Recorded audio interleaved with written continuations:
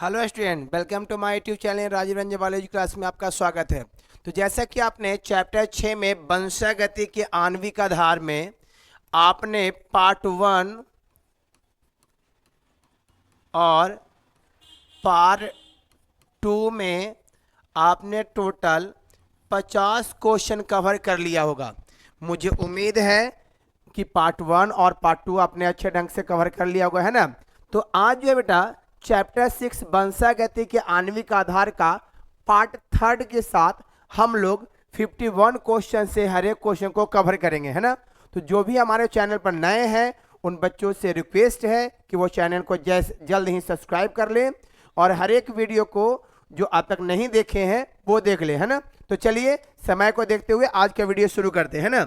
आज का हमारा पहला वीडियो होने वाला है, बहुत ही शांति ढंग से हर एक वीडियो को सीखेंगे, है ना। बहुत अच्छा क्वेश्चन बेटा, निम्न में से कौन प्रारंभ कूट है ना। कूट को हम लोग कोडोन भी कहते हैं, याद रखिएगा। कूट को हम लोग क्या कहते हैं? कोडोन।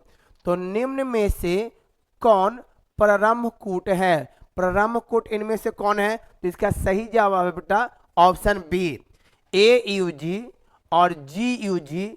ये दोनों प्रारंभ कूट है। कहीं कहीं केवल एक ही ऑप्शन आएगा, लेकिन यहाँ पर दो ऑप्शन को ग्रुप बना हुआ है, इसलिए हमारा बी ऑप्शन बिल्कुल सही होगा। AUG एवं GUG ये दोनों प्रारंभ कोडोन है। कौन कोडोन बेटा? प्रारंभ कोडोन है, याद रहेगा ना। चलिए क्वेश्चन नंबर क्या कहता है हमारा अगला क्वेश्चन नंबर जो है 52 क्या कहता है? क्वेश्चन नंबर 52 की ओर ध्यान देते हैं। कहता है कि ट्रांसफर का मतलब होता है tRNA, है ना। ट्रांसफर में पाए जाने वाले 3 क्षारक जो संदेशवाहक को हम लोग कहते हैं mRNA, मतलब मैसेंजर RNA को कोडोन से बंधता है, उसे क्या कहते हैं? बहुत बढ़िया क्वेश्चन है, इसको देखिए बेटा। इसी तरह का लंबा क्वेश्चन आपको एग्जाम में ज्यादातर पूछता है ना। तो हम लोग को फिर से क्वेश्चन को रिपीट करते हैं। tRNA कौन है बेटा? tRNA, है ना। तो tRNA में पाए जाने वाले 3 क्षारकों का क्रम जो संदेशवाहक RNA यानी कोडोन से बंधता है, उसे हम क्या कहते हैं? तो उसे हम लोग बेटा एंटी कोडोन कहते हैं। याद रखिएगा ना, कोडोन का उल्टा होता है एंटी कोडोन। तो याद रखिएगा इसे क्या कहेंगे? Anti codon. बिल्कुल सही है। चलिए नेक्स्ट क्वेश्चन को ध्यान देते हैं। जो हमारा अगला क्वेश्चन होने वाला है वो क्या कहता है ना। जो हमारा अगला क्वेश्चन है वो देखेंगे। सबसे अधिक तथा सबसे कम जीन वाले मानव गुणसूत्र इनमें से कौन है? इसका चर्चा हम इसके पहले एक्सरसाइज में भी कर चुके हैं। अगर फिर से एक क्वेश्चन आपको दे देता है तो आप देख लेंगे। सबसे अधिक और सबसे कम जीन वाला जो मानव गुणसूत्र होता है वो गुणसूत्र 1 और Y होता है। सबसे अधिक गुणसूत्र पाया जाता है गुणसूत्र 1 पर और सबसे कम Y पर। चलिए नेक्स्ट क्वेश्चन को ध्यान देते हैं। जो हमारा अगला क्वेश्चन है वो है आनुवंशिकी कूट में। तो आनुवंशिकी कूट में कुल कितने कूट होते हैं? याद रखिएगा आनुवंशिकी कोडोन में कुल कितने कोडोन होते हैं? तो कुल 64 कोडोन होते हैं, जिसमें 3 स्टॉप कोडोन होते हैं, ठीक है ना। याद रखिएगा आनुवंशिकी कूट में कुल 64 कोडोन होते हैं, जिसमें 3 स्टॉप कोडोन होते हैं, है ना। चलिए नेक्स्ट क्वेश्चन क्या कहता है? नेक्स्ट क्वेश्चन है अनुवादन। याद रखिएगा अनुवादन, बढ़िया से पहले समझिए बेटा बउआ, क्या कहता है अनुवादन। तो हमारा थोड़ा सा यहां पर टॉपिक देखेंगे। DNA से DNA का बनना कहलाता है प्रतिकृति, है ना। प्रतिकृति, रेप्लिकेशन। DNA से mRNA बनना क्या कहलाता है? ये कहलाता है अनुलेखन, है ना। इसको कहते हैं ट्रांसक्रिप्शन, है ना। और mRNA से प्रोटीन बनना, क्या बनना? प्रोटीन बनना कहलाता है आपका अनुवादन। क्या कहलाता है? अनुवादन, ट्रांसलेशन। इस पूरे प्रोसेस को हम लोग कहते हैं सेंट्रल डोगमा। याद रहेगा, डीएनए से डीएनए क्या कहलाता है? प्रतिकृति। डीएनए से एमआरएनए बनना क्या कहलाता है? अनुलेखन। और एमआरएनए से प्रोटीन बनना क्या कहलाता है? अनुवादन। अब यहां पर क्वेश्चन क्या कहता है मेरे प्यारे बच्चों कि अनुवादन, याद देखिए अनुवादन यहां पर आपका है ना, अनुवादन ट्रांसलेशन, अनुवादन या स्थानांतरण अनुवादन में बनता है। अनुवादन में क्या बन रहा है? तो आरएनए से प्रोटीन बन रहा है, यानी आप ऑप्शन चेक कर सकते हैं, अनुवादन में आरएनए से प्रोटीन बनता है। सही है ना? चलिए नेक्स्ट क्वेश्चन की ओर ध्यान देते हैं। ये सबसे रिलेटेड बार बार क्वेश्चन एग्जाम में पूछा जाता है, तो जो भी बच्चे नए हैं आप देख सकते हैं, अगर इस तरह का टॉपिक आपने क्लास में पढ़ा होगा तो आप देख सकते हैं आपके शिक्षकों ने ऐसे बतलाया होगा, और इससे बहुत ज्यादा क्वेश्चन पूछता है। ये तो आपको डीएनए से डीएनए बनना, ये 5 नंबर में भी पूछा गया क्वेश्चन है ना, और डीएनए से एमआरएनए बनना ये भी 5 नंबर में पूछा गया क्वेश्चन है। तो ये सब क्वेश्चन ऑब्जेक्टिव से सब्जेक्टिव तक आपको पूछता है, जो कि हर एक एग्जाम के लिए बहुत ही महत्वपूर्ण होता है, खास करके जो आगामी आपका एग्जाम होने वाला है। ठीक है ना? तो ये सब 5 नंबर में पूछा जाता है, तो आप 5 नंबर में भी इसको कवर कर सकते हैं। ऑब्जेक्टिव तो मैंने कवर कर ही दिया है ना। तो चलिए नेक्स्ट क्वेश्चन को ध्यान देते हैं। तो याद है कि बेटा अनुवादन में क्या बनता है? आरएनए से प्रोटीन बनता है। ठीक है, चलिए नेक्स्ट क्वेश्चन को ध्यान देते हैं। अगला क्वेश्चन क्या कहता है? कहता है कि लैक ऑपरॉन एक मॉडल है ना, तो लैक ऑपरॉन मॉडल किसका प्रतिनिधि करता है? तो लैक ऑपरॉन मॉडल जो प्रतिनिधि करता है वो दमनकारी जीन का करता है। ठीक है ना? लैक ऑपरॉन मॉडल में होता क्या है? तो लैक ऑपरॉन जो मॉडल बना है वो लैक्टोज से बनता है ना? किससे बनता है? लैक्टोज का। और ये जो है आपको एनसीईआरटी में ई कोलाई जीवाणु पर इसका बहुत लंबा वर्णन भी किया गया है कि लैक ऑपरॉन मॉडल क्यों बनाया गया, और लैक ऑपरॉन मॉडल जो है क्या करता है? तो लैक ऑपरॉन मॉडल में दमनकारी जीन का क्रियाविधि का होता है ना। तो लैक ऑपरॉन मॉडल किसका प्रतिनिधित्व करता है? दमनकारी जीन के क्रियाविधि का प्रतिनिधित्व करता है। ठीक है ना? यानी हमारा ऑप्शन बी बिल्कुल सही है। चलिए 57 क्वेश्चन क्या कहता है? 57 क्वेश्चन है लैक ऑपरॉन मॉडल प्रस्तावित किया गया था। बहुत बढ़िया क्वेश्चन बेटा। लैक ऑपरॉन मॉडल क्या किया गया था? प्रस्तावित किया गया था। तो वो किया गया था जैकब एवं मोनार्ड के द्वारा। लैक ऑपरॉन मॉडल है ना, लैक ऑपरॉन मॉडल जो है किसके द्वारा प्रतिस्थापित किया गया था? तो जैकब एवं मोनार्ड के द्वारा किया गया था 1961 ईस्वी में। याद रखिएगा कब किया गया था? 1961 ईस्वी में। ये बहुत बढ़िया टॉपिक है बेटा लैक ऑपरॉन मॉडल। कभी मौका मिलेगा तो हम इसको डिफाइन भी करेंगे आपको, है ना। चलिए नेक्स्ट क्वेश्चन को ध्यान देते हैं। 58 क्वेश्चन क्या कहता है? खुराना, बहुत अच्छा क्वेश्चन है। खुराना को नोबेल पुरस्कार क्यों मिला था, है ना। तो याद रखिए बेटा कि खुराना जो थे उन्होंने, खुराना को नोबेल पुरस्कार क्यों मिला था? तो उन्होंने कृत्रिम जीन बनाया था। कृत्रिम जीन का मतलब मानव के द्वारा बनाया गया जीन। तो खुराना जो थे उन्होंने कृत्रिम जीन बनाया था, है ना। यानी उन्होंने जीन का संश्लेषण किया था। संश्लेषण माने निर्माण। किसने? खुराना ने। तो जीन का उन्होंने क्या किया था? संश्लेषण किया था। कब किया था बेटा? 1968 में। कब किया था? 1968 में। तो याद रखिएगा खुराना को नोबेल पुरस्कार जो है किसके लिए मिला था? कृत्रिम जीन बनाने के लिए। कब मिला था? 1968 में। इन्होंने क्या किया? जीन का संश्लेषण किया। जीन के रासायनिक संश्लेषण हेतु खुराना को नोबेल पुरस्कार दिया गया था। याद रखिएगा ये सब क्वेश्चन बहुत ही महत्वपूर्ण है। खुराना को नोबेल पुरस्कार क्यों मिला?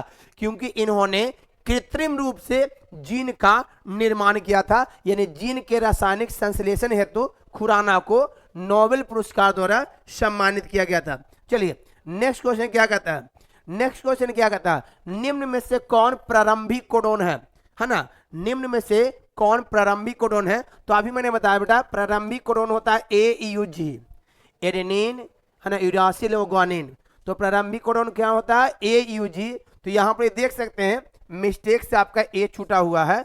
तो प्रारंभिक कोडोन क्या हो गया? AUG। हमारा A ऑप्शन बिल्कुल सही है। याद रखिए बेटा प्रारंभिक कोडोन होता है AUG। ठीक है। नेक्स्ट क्वेश्चन को ध्यान देते हैं। क्वेश्चन नंबर 60 क्या कहता है? बहुत बढ़िया क्वेश्चन बेटा। क्वेश्चन नंबर 60 क्या कहता है? निम्नलिखित में कौन समापन कोडोन है?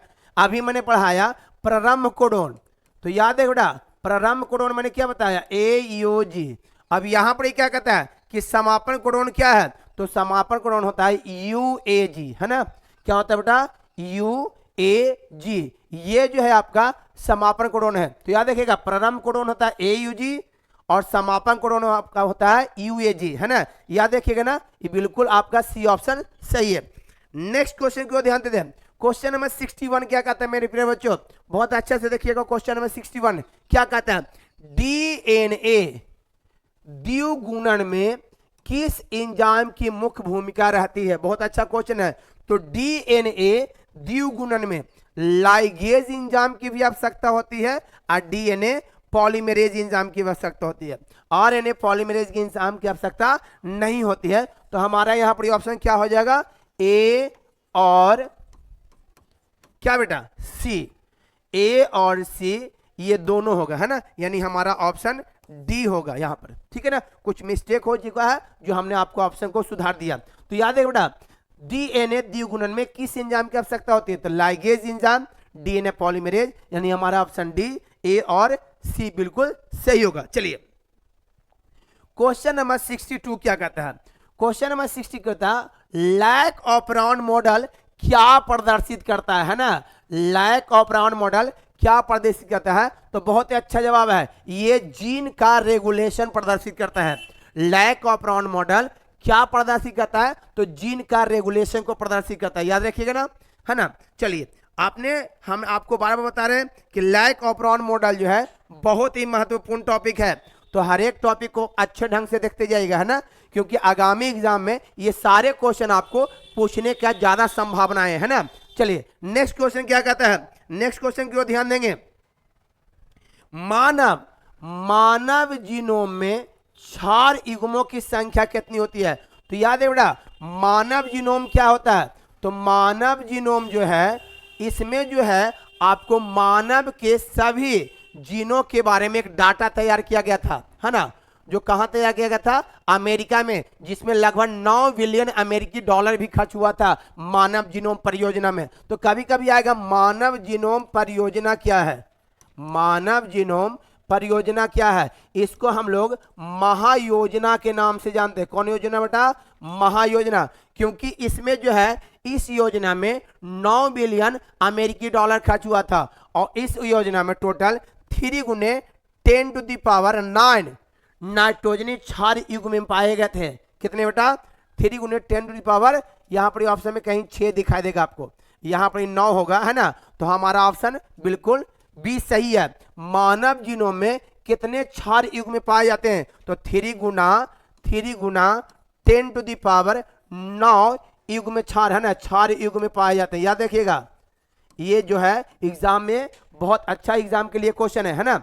तो याद रखिएगा मानव जीनोम परियोजना को महायोजना भी कहते हैं क्योंकि इसमें 9 बिलियन अमेरिकी डॉलर खर्च हुआ था इस परियोजना में, है ना? इसलिए इसको महायोजना कहते हैं, जिसमें 3 गुना 10⁹ क्षार युग में पाए जाते हैं, ठीक है ना? चलिए क्वेश्चन नंबर 63 क्या कहता है? 64 क्वेश्चन, है ना? देख लेते हैं एक बार अगेन कि हमारा क्वेश्चन जो है क्या कहता था। 63 मैंने देख लिया, अब 64 क्वेश्चन क्या कहता है? 64 क्वेश्चन कहता है मेरे प्यारे बच्चों कि जीन किससे बना होता? बहुत अच्छा क्वेश्चन है बेटा। जीन किससे बना होता है? तो जीन जो होते हैं पॉली माने अनेक और न्यूक्लियोटाइड से बने होते हैं। और मैंने आपको बहुत पहले ही बदला दिया, न्यूक्लियोटाइड, है ना? क्या चीज क्या से बने होते हैं? नाइट्रोजनी क्षार, पेक्टोज शर्करा एवं फॉस्फेट ग्रुप से बने होते हैं। याद रखिए मेरे प्यारे बच्चों, नाइट्रोजनी क्षार, पेक्टोज शर्करा और फॉस्फेट ग्रुप के मिलने से क्या बनते हैं आपको? न्यूक्लियोटाइड। और इसमें एक न्यूक्लियोटाइड नहीं बल्कि अनेक न्यूक्लियोटाइड होते हैं, इसलिए इसका नाम पड़ गया पॉली मतलब अनेक, और न्यूक्लियोटाइड जो है ये तीनों चीज का मिश्रण होता है। तो तो याद रखिएगा जीन किससे बनता है, तो पॉलीन्यूक्लियोटाइड, यानी हमारा सी ऑप्शन बिल्कुल क्या है, सही है। याद रहेगा ना, कोई दिक्कत है अगर किसी का प्रॉब्लम है तो आप हमें कमेंट कर सकते हैं ना। चलिए नेक्स्ट क्वेश्चन क्या कहता है, क्वेश्चन नंबर 65, बहुत बढ़िया क्वेश्चन बेटा। केंद्रक प्रतिरोपण तकनीक किस खोज, है ना, केंद्रक प्रतिरोपण तकनीक का खोज किसके द्वारा किया गया था। बहुत बढ़िया क्वेश्चन बेटा, केंद्रक प्रतिरोपण तकनीक का खोज किसके द्वारा किया गया था। शायद ये बच्चे के लिए नया क्वेश्चन होगा और बहुत ही अच्छा क्वेश्चन है। तो केंद्रक तकनीक का खोज जो है वो ब्रिगस नामक वैज्ञानिक द्वारा किया गया था। किसके द्वारा किया बेटा, ब्रिगस नामक वैज्ञानिक द्वारा किया गया था। इस बात को ध्यान रखिएगा, है ना। चलिए नेक्स्ट क्वेश्चन को ध्यान देते हैं। क्वेश्चन नंबर 66 क्या कहता है, निम्नलिखित में अंगुली छापी तकनीक जिसको हम लोग कहते हैं, है ना, फिंगरप्रिंट टेक्निक। फिंगरप्रिंट क्या होता है बेटा, किसी भी अपराधी या किसी भी व्यक्ति के पहचान में अंगुली छापी तकनीक का प्रयोग किया जाता है। तो निम्नलिखित में अंगुली छापी तकनीक जिसके द्वारा किसी भी अपराधी, किसी भी व्यक्ति का पहचान आसानी से लगाया जा सकता है, उस तकनीक का जो सर्वप्रथम, है ना, विकास यानी सर्वप्रथम प्रयोग किसने किया था। निम्नलिखित में से अंगुली छापी तकनीक का सर्वप्रथम प्रयोग किसने किया था, तो किया था बेटा एलेक जेफरीज ने।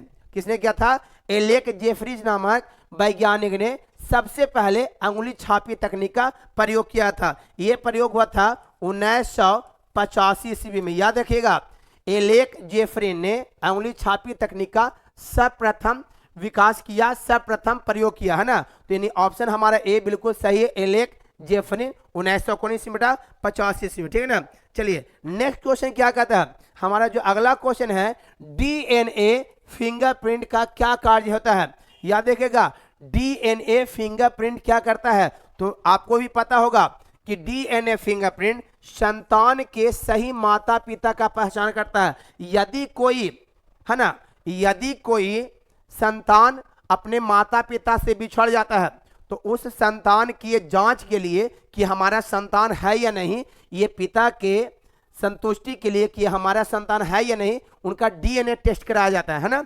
दूसरा क्या है, फॉरेंसिक विज्ञान प्रयोगशाला में अपराधियों के पहचान में देखते हैं कहीं पर कोई घटना घटता है ना, तो उस घटना के पास जो भी डीएनए फिंगरप्रिंट मिलता है उसे फॉरेंसिक लैब में जाकर उसका जांच किया जाता है, जिसके द्वारा ये अपराध किसने किया है उस अपराधी का पहचान किया जाता है। संदिग्ध माता पिता की जानकारी प्राप्त करने के लिए, है ना, संदिग्ध माता पिता की वैसे बच्चे जो अपने माता पिता से बिछुड़ चुके हैं या किसी कारणवश वो माता पिता उस बच्चे को जो है ना, अडॉप्ट नहीं करना चाहते, उस बच्चे को कहते हैं कि ये हमारा संतान नहीं है, तो उस स्थिति में, है ना, माता पिता के सही जानकारी, यानी ऑप्शन यहाँ पर क्या हो जाएगा आपका, डी बिल्कुल सही है। ये सभी के द्वारा हम डीएनए फिंगरप्रिंट का पता लगा सकते हैं ना। चलिए अगला क्वेश्चन क्या कहता है, डीएनए फिंगरप्रिंट। देखिए बेटा बहुत बढ़िया क्वेश्चन है, निम्न में से क्या है, डीएनए फिंगरप्रिंट निम्न में से क्या है, तो इसके द्वारा भी किसी व्यक्ति का पहचान आसानी से लगाया जाता है और डीएनए प्रोफाइलिंग के द्वारा भी किसी व्यक्ति का पहचान आसानी से लगाया जा सकता है। यानी हमारा सी ऑप्शन बिल्कुल क्या है, सही है। डीएनए फिंगरप्रिंट क्या करता है, तो डीएनए टाइपिंग में भी और डीएनए प्रोफाइलिंग में भी मदद करता है, यानी हमारा ऑप्शन सी बिल्कुल क्या है, सही है। चलिए नेक्स्ट क्वेश्चन की ओर ध्यान देते हैं बेटा, जो हमारा 69 क्वेश्चन कहता है वो क्या कहता है, सैटेलाइट डीएनए एक उपयोगी साधन है। सैटेलाइट डीएनए एक उपयोगी साधन है फॉरेंसिक विज्ञान के लिए, क्योंकि सैटेलाइट का प्रयोग जो है ना नॉर्मल व्यक्ति के द्वारा नहीं बल्कि फॉरेंसिक लैब में ही किया जाता है। तो इसका सही जवाब होगा फॉरेंसिक विज्ञान का, यानी ऑप्शन सी। नेक्स्ट क्वेश्चन क्या कहता है, नेक्स्ट क्वेश्चन कहता है डीएनए इनमें से किसका आनुवंशिकी पदार्थ है, तो सारे बच्चों को पता होगा बैक्टीरियोफाज का। जी हाँ, बैक्टीरियोफाज को ही कहते हैं जीवाणुभोजी। क्या कहते हैं बेटा, जीवाणुभोजी। तो ये जो जीवाणुभोजी है इसके अंदर जो है आनुवंशिकी पदार्थ डीएनए पाया जाता है। याद रहेगा ना, कौन आनुवंशिकी पदार्थ पाया जाता है, डीएनए, है ना। तो बैक्टीरियोफाज के अंदर आनुवंशिकी पदार्थ क्या होते हैं, डीएनए, यानी हमारा जो है ऑप्शन बिल्कुल कौन सही होगा बेटा, ऑप्शन बी सही होगा, है ना। डीएनए इनमें से किसका आनुवंशिकी पदार्थ है, तो वो है बैक्टीरियोफाज का, है ना, कोई दिक्कत। चलिए नेक्स्ट क्वेश्चन की ओर ध्यान देते हैं। जो हमारा अगला क्वेश्चन होने वाला है वो है शुक्रेंद्रियों में टीआरएनए जब 5s RNA एवं SNRNA के अनुलेखन में, तो याद रखिएगा अनुलेखन का मतलब मैंने आपको बतलाया होगा कि अनुलेखन का मतलब होता है कि डीएनए से RNA का बनना अनुलेखन कहलाता है, अभी मैंने बतलाया था।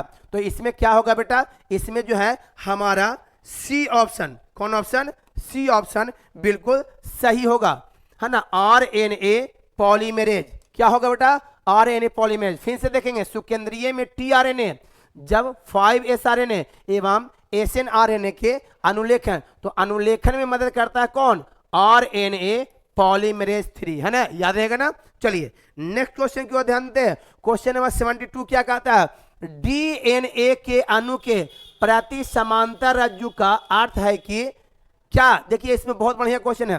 DNA में दो कड़ी होते हैं, याद रहेगा ना, DNA में दो कड़ी होते हैं, एक होते हैं 3 से 5 और एक होते हैं 5 से 3, यानी DNA द्विकुंडलित होते हैं, है ना, इसलिए इसको कहा जाता है रज्जुक, है ना। DNA के अणु प्रति समांतर रज्जु का अर्थ है कि, क्या अर्थ है भाई, बहुत बढ़िया क्वेश्चन है। तो क्वेश्चन क्या कहता है बेटा, DNA अणु के प्रति समांतर रज्जु का अर्थ है कि, क्या अर्थ है, तो ये दो DNA के रज्जु के आरंभ में दो फास्फेट समूह के विपरीत होते हैं। देखिए हमारे बेटा दो DNA के रज्जु के आरंभ में दोनों का आरंभ हो रहा है, बट ये दोनों के दूसरे से क्या है, विपरीत है। 3 से 5 है तो यहाँ 5 से क्या है, 3 है, तो दोनों के फास्फेट समूह विपरीत काम करेंगे, यानी कि हमारा ऑप्शन बिल्कुल सी क्या होगा, सही होगा, याद रहेगा ना। इस तरह के बड़े क्वेश्चन आपको बार बार एग्जाम में पूछे जाएंगे, तो इस तरह के क्वेश्चन को निगलेक्ट नहीं करना है, हर एक क्वेश्चन को एकदम ध्यान से पढ़ना है मेरे प्यारे बच्चों। देख सकते हैं कितना लंबा हर एक टॉपिक का जो ऑप्शन है, क्वेश्चन का ऑप्शन कितना लंबा है, जो आपको देख सकते हैं। तो इस तरह के क्वेश्चन बार बार एग्जाम में पूछे जाते हैं, और जहां बच्चे जो है बहुत परेशानी में पड़ जाते हैं, तो आपको परेशान नहीं होना, आप ही के परेशानी को दूर करने के लिए हम इस तरह के क्वेश्चन को चुने हैं, ठीक है। चलिए 73 क्वेश्चन क्या कहता है, 73 क्वेश्चन क्या कहता है, 73 क्वेश्चन कहता है कि जीन एक इंजाइम अभिकल्पना किसने प्रस्तुत की थी। जीन एक इंजाइम है, यह अभिकल्पना किसने प्रस्तुत किया था, तो वो अभिकल्पना बीडल एवं टेटम ने किया था, है ना। बीडल और टेटम ने ही बताया था कि जीन एक इंजाइम के रूप में काम करता है, जीन जो है इंजाइम के रूप में काम करता है, ये किसने दिया था, तो बीडल एवं टेटर ने दिया था, याद रहेगा ना। चलिए बेटा नेक्स्ट क्वेश्चन, चलिए बेटा अब क्वेश्चन नंबर 74 की ओर क्या कहता है क्वेश्चन नंबर, बहुत बढ़िया क्वेश्चन है। कौन सा इंजाइम पॉलीन्यूक्लियोटाइड, यहां देखेंगे बेटा पॉलीन्यूक्लियोटाइड, तो पॉली का मतलब होता है अनेक, याद रहेगा ना, पॉली का मतलब क्या होता है, अनेक, और न्यूक्लियोटाइड 3 चीज से बनते हैं, नाइट्रोजनी क्षार, पेक्टोज, सैकरा और फास्फेट ग्रुप। तो यहां पर मेरा क्वेश्चन क्या कहता है कि कौन सा इंजाइम पॉलीन्यूक्लियोटाइड श्रृंखला के अंत में फास्फोडाइएस्टर बंध द्वारा जल का अपघटन करता है। तो मैंने आपको बताया था बेटा कि DNA द्विकुंडलित होते हैं और दो इंजाइम होते हैं, एक इंजाइम जो है जो DNA के अंदर DNA को विशिष्ट स्थानों पर काटता है, इसको कहते हैं एंडोन्यूक्लिएज, याद रहेगा ना, क्या कहेंगे, एंडोन्यूक्लिएज, और जो किनारों पर काटता है उसको कहते हैं एक्सोन्यूक्लिएज, याद रहेगा ना बेटा।